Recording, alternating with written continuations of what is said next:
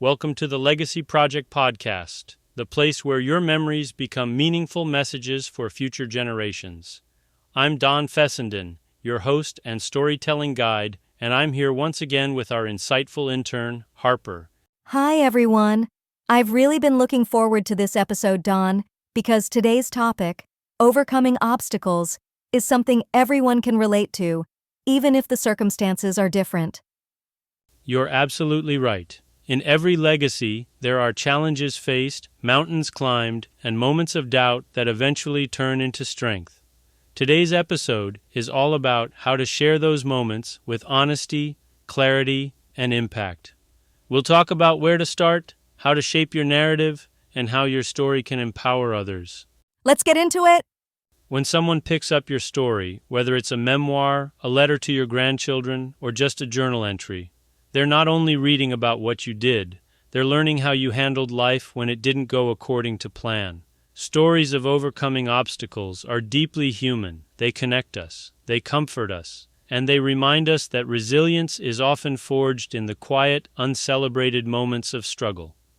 Harper, can you think of a time when someone's story helped you see your own struggle differently? Yes, actually. A family friend once shared about going through a tough divorce and how starting over in her 50s felt terrifying, but also freeing. She didn't sugarcoat it. That made her story so powerful.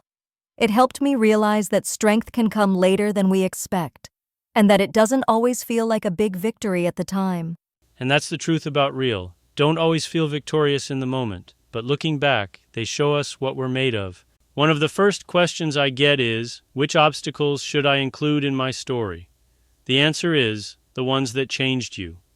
You might write about a personal loss, a major transition, a time you failed and had to get back up, a health crisis, a broken relationship, or even a time you were misunderstood. Harper, do you think people sometimes underestimate their own stories? Absolutely. I think we're conditioned to think only the big dramatic events count. But honestly, some of the most moving stories I've heard were about quiet perseverance. Things like learning to ask for help or stepping out of your comfort zone. Exactly. If it changed you, it's worth sharing. When you start writing, begin by grounding your reader in the moment. Describe the setting, your emotional state, and what the obstacle felt like at the time. Then, slowly guide your reader through how you faced it. What helped you move forward? Was it a person, a mindset shift, a decision? And most importantly, how are you different now because of it? Harper, what do you think makes an obstacle story really stick with a reader? I think it's the vulnerability. When someone tells the truth, not just about what happened, but how it challenged their beliefs or self-worth, that's when it hits you. And then seeing how they found a way through, even if it wasn't perfect, that gives hope. That's beautifully said. We don't need perfect, we need real. One of the most impactful things you can do in storytelling is reflect on what the obstacle taught you. Ask yourself, what did I learn about myself? What strength did I uncover that I didn't know I had? How can this help someone else?